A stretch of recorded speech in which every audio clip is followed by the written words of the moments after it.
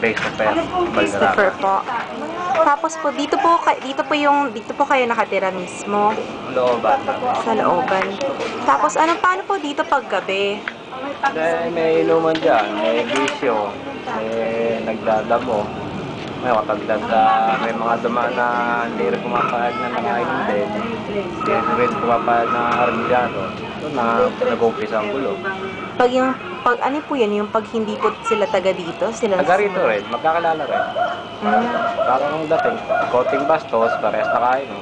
Gulo ng inaano na nag-umpisa.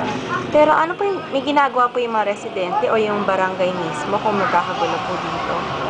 Ang ginagawa ng barangay, kapag napunta dyan, nag-aalisan yung kapag wala na ulit, tsaka bumabalik yung bumabalik-balik rin po sila.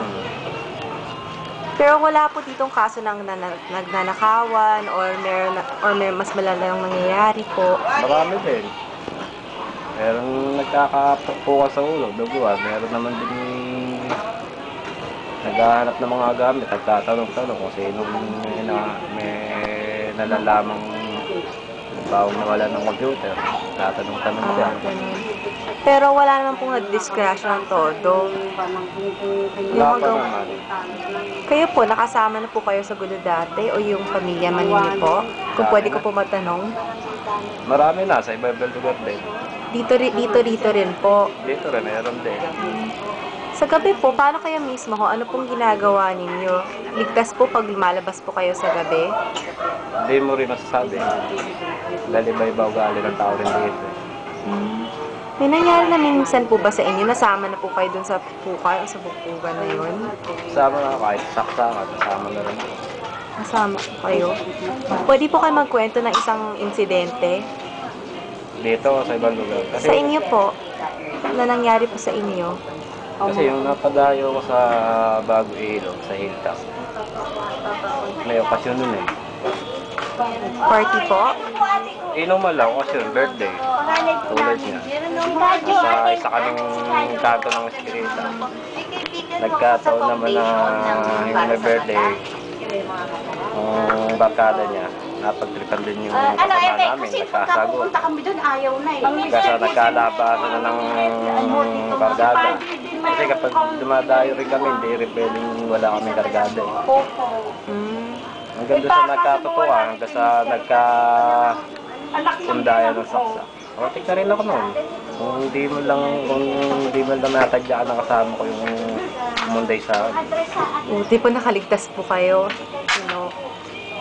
Pero sa lugar po dito, yung bahay ninyo nasa looban pa po.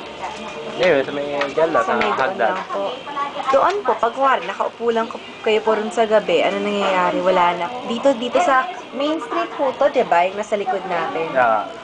Meron ba nangyayari dito ho? Meron, kailan lang, nakakalinggo lang meron. Nagbatuhan, may tinamaan, tricycle driver, nagalit, pinuntahan yung sinapak. Lalulod lang ako, wala lang. Kasi sanay na ako eh. Masaya naman po yung buhay ninyo dito po, kahit nga may nangyayari-yari na po na ganyan. Masaya naman. Tingin niyo po sa nagagawa ng barangay, nakakatulong po yung ginagawa nila? Minsan, nakakatulong. Minsan may kinakampi. Mahirap naman din. Minsan may kinakampi. Pero, yung pagkarinig ko po, bago pa lang yung bagong barangay captain po. May sabi niya, yung mga ginagawa niya, hindi ginawa dun sa nung dating kapitan. Parang may pagbabago po ba mulat nung umupo siya? Meron naman. Tulad ng may napapansin po kayo? Tulad ng pagro-ronda ng mga tanod.